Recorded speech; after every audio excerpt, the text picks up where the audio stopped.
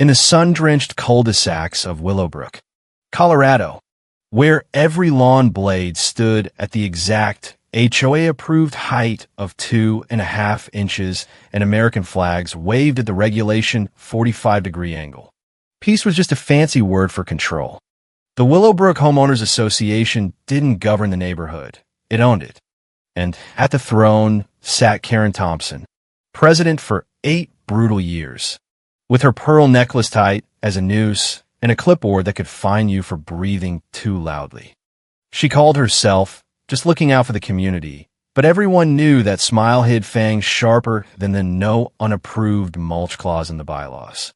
Stella Patterson, 33, lived at 142 Oak Lane in the same modest ranch house she'd bought with her first jewelry sale. Lux Link's jewelry operated from her garage, tiny, elegant pieces that celebrities wore on red carpets she never attended. But to Karen, that garage was a crime scene. Home-based businesses create visual pollution and traffic hazards. Karen would chirp at every monthly board meeting, her voice dripping honey while she slapped Stella with another $300 citation for excessive sparkle from window displays. Stella paid them quietly. She always paid, because in Willowbrook, fighting the HOA was like arguing with a hurricane. You just got wetter and poorer. Her younger sister Ashley lived 2 streets over in the McMansion with the approved infinity pool. Ashley's Instagram had 500,000 followers now, all thanks to her community influencer brand, hauls of designer knockoffs she passed off as original. Sponsored neighborhood events that Karen personally fast-tracked. Their parents, Linda and Robert, owned the corner lot on Maple Drive and treated Ashley like the second coming, while Stella remained the perpetual disappointment. Why can't you be more like your sister? Linda would sigh at every block party, loud enough for Karen to nod in agreement. Robert just sipped his HOA-approved light beer and looked away. The pattern had started years ago. January 15th, 2018, Ashley called in tears. Stella, I need $15,000 for influencer equipment. It's guaranteed to triple in 6 months. I don't want to ask mom and dad again. Stella emptied her savings. The money vanished. Months later, when she asked, Ashley blinked those perfect lashes. Oh, the market shifted. These things happen. You're not still hung up on that, are you? Karen had even approved Ashley's new ring light setup the same week Stella got fined for unsightly packaging materials in her driveway.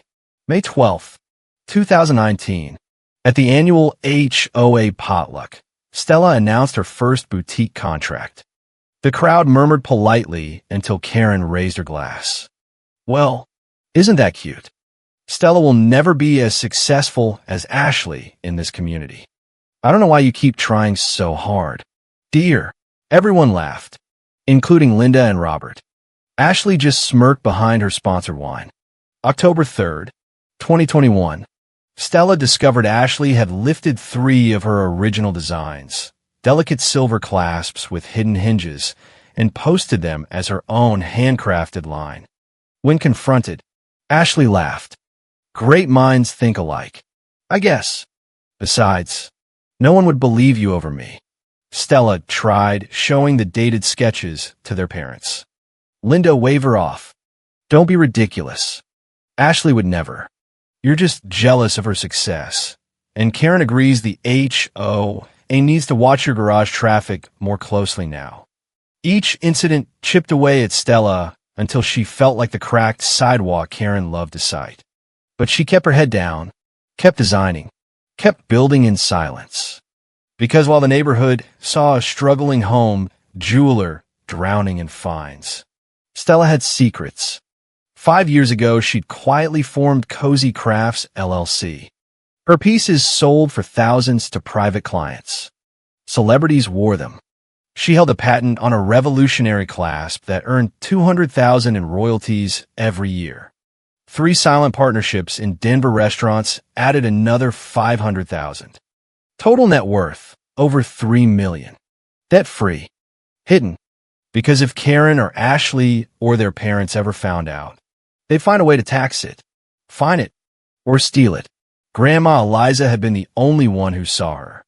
The old widow at 201 Pinecrest had watched Stella grow up, investing in her first tools, whispering, "You have a gift, child. Don't let these busybodies tell you otherwise." When Eliza passed in early 2023, the neighborhood mourned with casseroles and HOA-approved memorial wreaths. The will reading was scheduled for July 10th at the clubhouse, neutral ground, or so everyone thought. Stella arrived early, hands folded, sitting beside her cousin Emma, who still squeezed her arm in silent support. Across the room, Ashley glowed in designer white. Chad at her side, while Karen presided like a queen, pearl necklace gleaming under the fluorescent lights. The family lawyer, Mr. Harris, cleared his throat and began. "To my granddaughter Ashley Patterson, I leave the sum of $10 million to be managed through the Willowbrook HOA Community Trust for her outstanding contributions." Ashley squealed. Karen beamed like she'd written the check herself. Linda and Robert clapped proudly.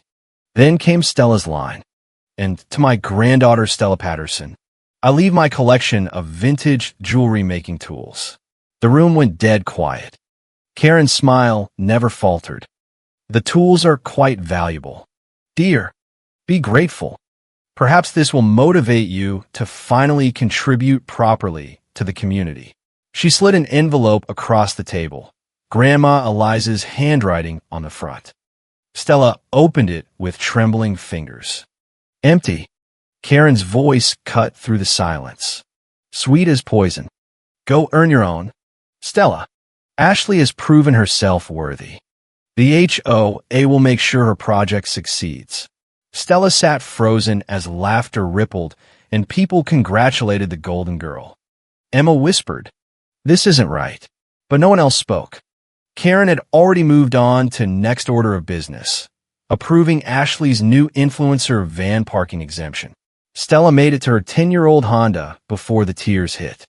In the parking lot, she clutched that empty envelope and watched her family exit laughing. Karen's arm around Ashley like a proud mother.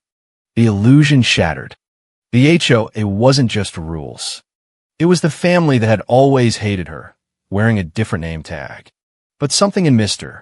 Harris's nervous glance stuck. A hesitation. A crack. Driving home past the identical beige houses and perfectly trimmed hedges, Stella felt a new resolve harden like metal in a forge.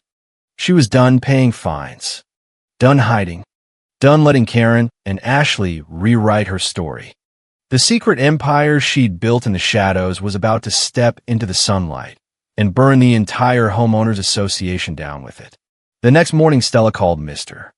Harris. "I need to know if Grandma Eliza left any explanation." Long pause. "MS. Patterson, I can only execute the will as written. Conversations with your grandmother are confidential." But that tremor in his voice, fear. Stella hung up and drove straight to the county records office. What she found made her blood run cold. The original draft, dated 6 months before Eliza's death, split the estate equally between the granddaughters for their community contributions. The final version funneled everything through the HOA trust directly to Ashley's project. And the signature authorizing the change? Karen Thompson, as board president, citing undue influence prevention. Undue influence.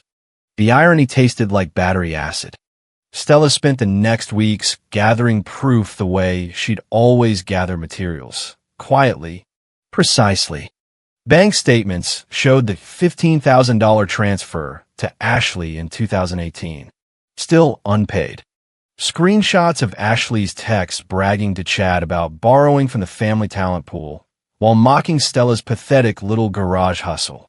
Emails between Ashley and Karen plotting to deny Stella's home business permit renewal for community harmony. Recordings of Karen's voice on the phone impersonating a supplier to cancel Stella's orders. Even a written statement from her old boss, Regina, detailing how Ashley had tried to sabotage vendor relationships while Karen looked the other way. Most damning, emails between Karen and the home health aide during Eliza's final months. Stella upsets her with business talk. Limit her visits. It's better if she doesn't influence the will. Transfers from Karen's personal account to Ashley around the same time.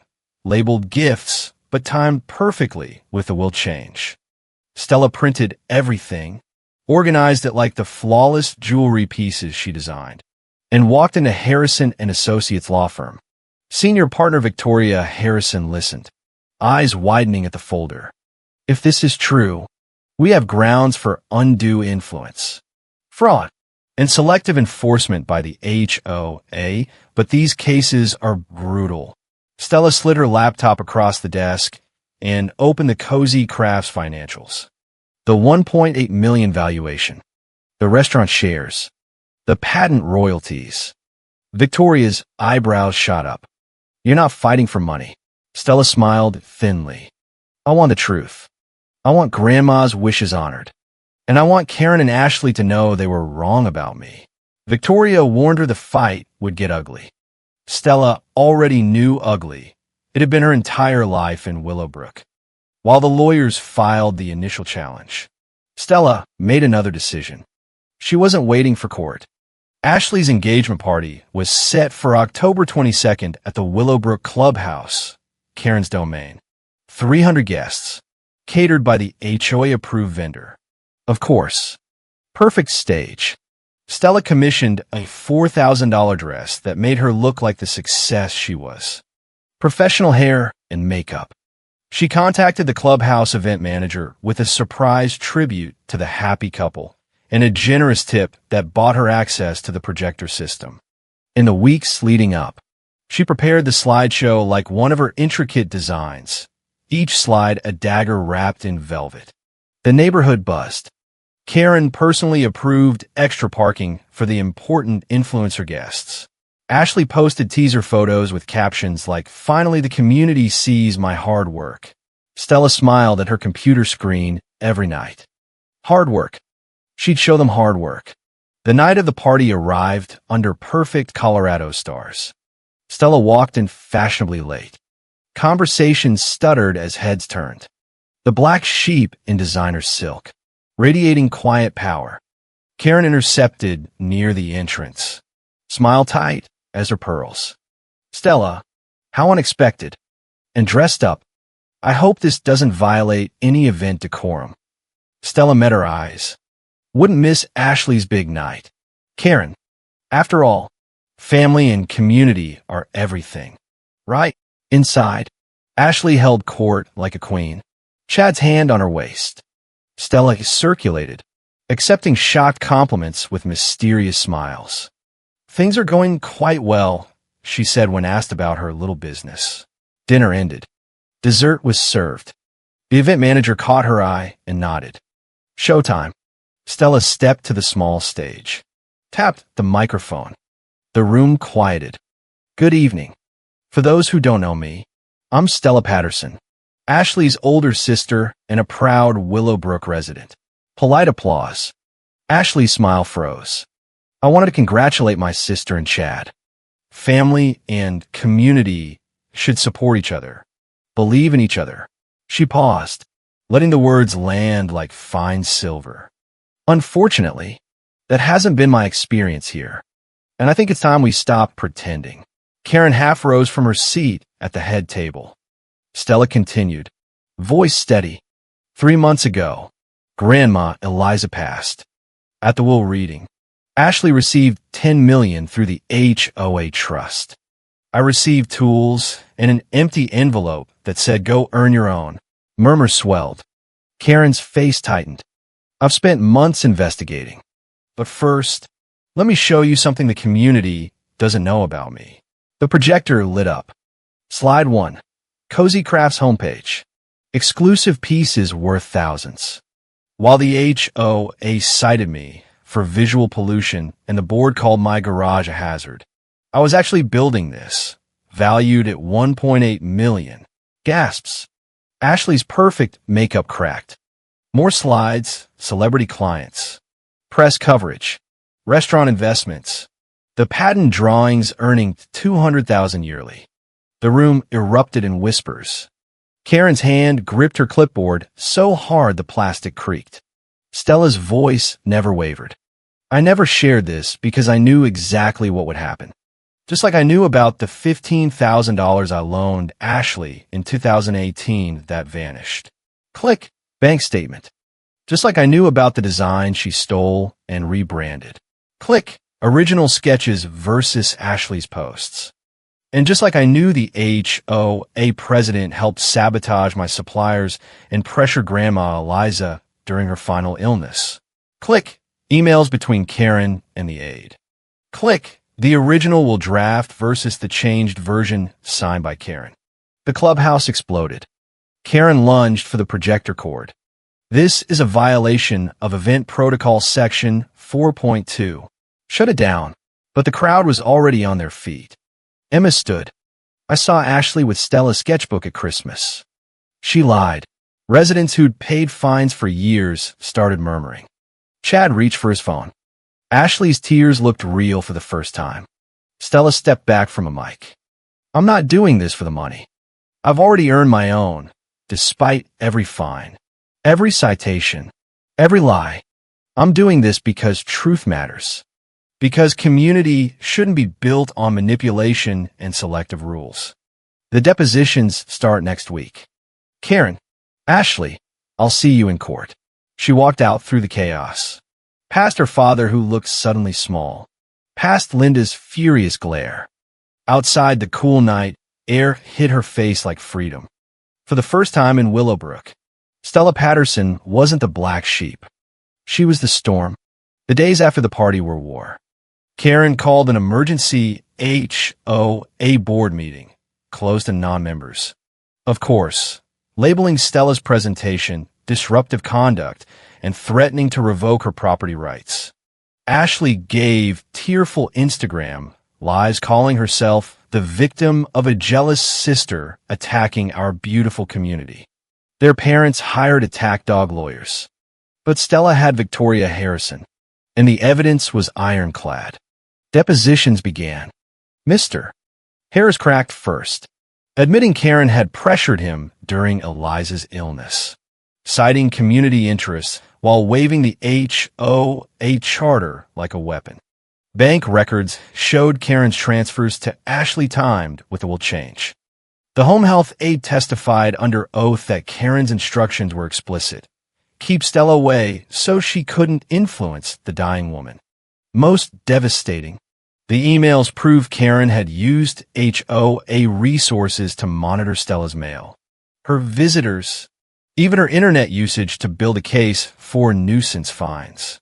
Stella sat through every session calm, answering questions with the same precision she used to set gemstones.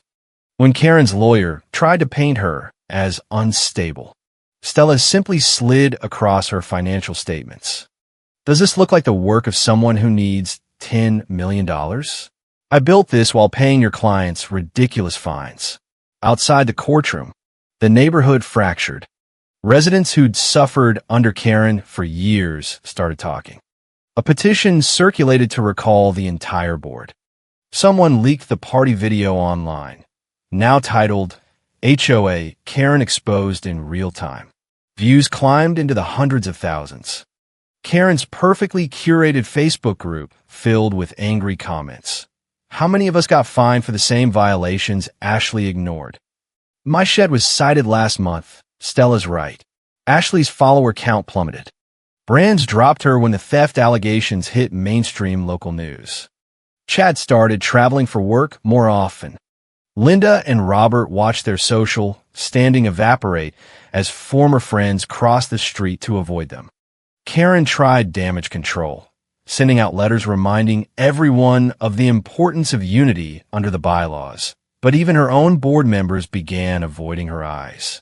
Stella used the time to prepare for trial. She expanded her evidence binder until it weighed more than Karen's rulebook. Victoria warned her a public trial would be brutal. They'll drag your entire life through the mud. Stella laughed for the first time in months. They've been dragging it for years. At least now the mud has witnesses. The case merged two lawsuits that will contest for undue influence and fraud, plus a separate action against the HOA for selective enforcement and harassment.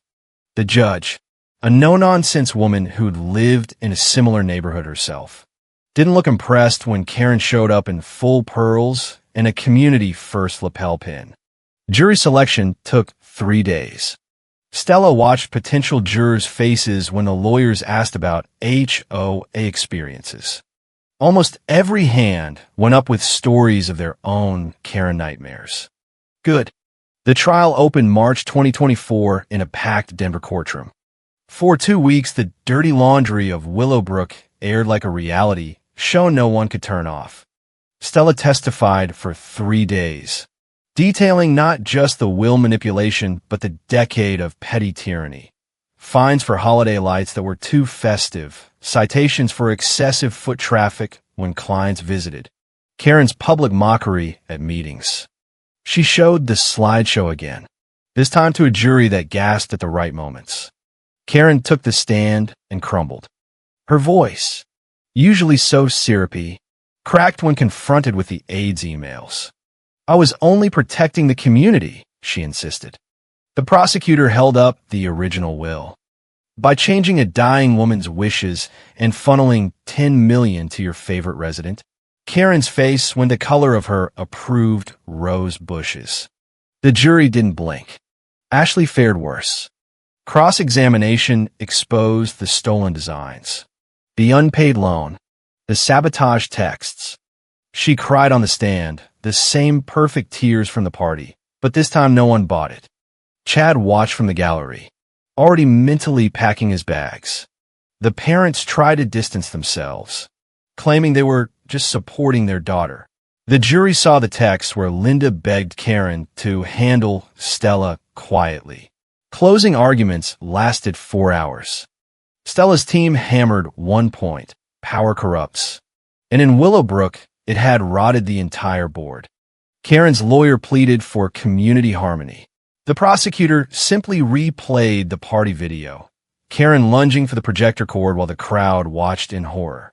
The jury deliberated for 6 hours. When they returned, the foreman read the verdict with a small smile. "We find for the plaintiff on all counts." The courtroom erupted. $10 million reinstated under the original will, split equally between Stella and Ashley, with the HOA trust dissolved and placed under neutral oversight. Ashley ordered to repay the $15,000 plus interest and $150,000 in damages for the stolen designs. Karen personally liable for legal fees and ordered to step down immediately as president. The entire board faced mandatory recall election within 30 days. Selective enforcement fines against Stella were vacated, with refunds plus penalties. Karen sat frozen, pearls suddenly looking cheap. Ashley sobbed into Chad's shoulder while he stared at the floor. Linda and Robert looked like they'd aged 10 years in 10 minutes. Stella stood tall, shaking Victoria's hand as reporters swarmed. Outside on the courthouse steps, microphones thrust forward. "How does it feel?" one asked. Stella looked straight into the camera. This was never about money. It was about truth. Grandma Eliza deserved better. Every resident who's been bullied by power-hungry boards deserves better. If my story helps one person stand up to their local Karen, then it was worth every fine I ever paid. The aftermath hit Willowbrook like a Colorado blizzard. Karen's recall petition gathered signatures in hours. At the emergency meeting she tried to attend, residents booed her out of the clubhouse she'd once ruled. "You're done," someone shouted. "Go enforce your rules somewhere else." The board voted unanimously to remove her name from the welcome sign and replace it with a simple plaque. Community first, for real this time. Ashley's influencer empire collapsed overnight. Brands canceled. Followers unfollowed. Chad filed for irreconcilable differences 2 weeks later. Their parents' marriage, already strained by the scandal, ended in a quiet divorce. Linda moved to Florida. Robert sold the house and disappeared to Arizona. Stella, however, stayed. She used part of her inheritance to open a flagship cozy craft storefront in downtown Denver, finally free of garage citations. She hired local artisans, started a scholarship fund for young designers who'd been told they weren't community material. The rest went to organizations helping victims of financial and emotional abuse, plus a neighborhood legal defense fund for anyone fighting unfair HOA rules. The new board passed sweeping reforms. Home businesses now allowed with simple registration, fines capped at $50, and an independent oversight committee. Residents started calling Stella the woman who killed Karen. She laughed every time. 6 months later, at a business conference in Vancouver, she met James Lawson, a consultant for creative enterprises. He listened to her story over dinner without pity, just quiet respect. Family and community should lift you up, not bury you under rules. Those words landed deeper than any verdict. Their relationship grew slowly. Honestly, no comparisons. No hidden agendas. One crisp October evening, almost exactly a year after the party that changed everything, they walked Seattle's waterfront where Stella had expanded another store. Sunset painted the sky gold. James asked softly, "Do you ever regret going public?" Stella watched the water shimmer. "No, it was painful, but necessary. I spent years hiding my light because I thought approval would come if I was quiet enough. Turns out their approval was never coming, and I didn't need it." He took her hand. "That's what I love about you, your courage." The word hung warm between them. Stella smiled, feeling the weight of Willowbrook finally lift completely. She'd gone from the resident, everyone fine, to the woman who rewrote the rules. From doormat to designer of her own destiny. The $10 million sat mostly untouched in investments. She'd earned her own, just like the empty envelope demanded. And in doing so, she'd freed an entire neighborhood from its own Karen. The story didn't end with a verdict. It echoed. Local news ran specials on the HOA that fell. Petitions sprang up in neighboring communities demanding similar reforms. Stella received emails from residents across the country. Single moms fined out of home businesses. Retirees cited for excessive garden gnomes, all thanking her for showing it was possible to fight back. Karen tried one last comeback. She started a blog called True Community Values, ranting about radical residents destroying neighborhoods. It lasted 3 posts before the comment section filled with screenshots of her old emails. She deleted it and moved to a retirement community in Arizona, ironically one with even stricter HOA rules. Rumor had it the new president there already had her number. Ashley tried rebranding as a victim influencer. The first video got ratioed so hard she never posted again. Last anyone heard, she was working retail in Chicago, far from any spotlight. Stella's life bloomed. The flagship store thrived. Her mentorship program launched 3 new designers who now sold alongside her. James moved to Denver 6 months later. Their relationship stayed simple and strong, no power struggles, no hidden ledgers. On quiet evenings, they walked the same streets where Karen once patrolled, now filled with kids on bikes and neighbors actually talking to each other instead of reporting each other. One spring afternoon, Stella stood in her store window, arranging a new collection. Sunlight caught the patent clasp on a necklace and threw rainbows across the floor. A young woman walked in, nervous, clutching a sketchbook. "I saw your story online. The HOA in my town is just like Willowbrook. They keep finding my candle business. I don't know if I can fight them." Stella smiled the way Grandma Eliza once smiled at her. "You can. Start by documenting everything. Then find your voice. And remember, you've already earned your own. They just don't want to admit it." The woman left with a business card and hope. Stella turned back to the window and watched the neighborhood beyond. Manicured lawns, still perfect, but now with a few wildflowers breaking through the cracks. The rules were still there, but they no longer ruled. She thought about the empty envelope that had once crushed her. Now it felt like the best gift she'd ever received. Because when they told her to go earn her own, she already had. And improving it, she made sure no one else in Willowbrook would ever have to hide again. Stella Patterson, no longer the black sheep, never the failure, finally stood in the full light she'd earned. The HOA Karen who tried to bury her had instead handed her the shovel. And Stella had used it to build something beautiful. The end.